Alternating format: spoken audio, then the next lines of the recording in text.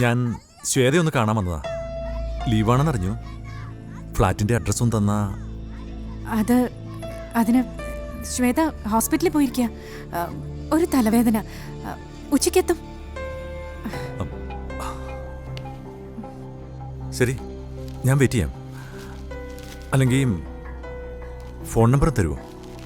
അയ്യോ, അത് ഒരു മിനിറ്റ്.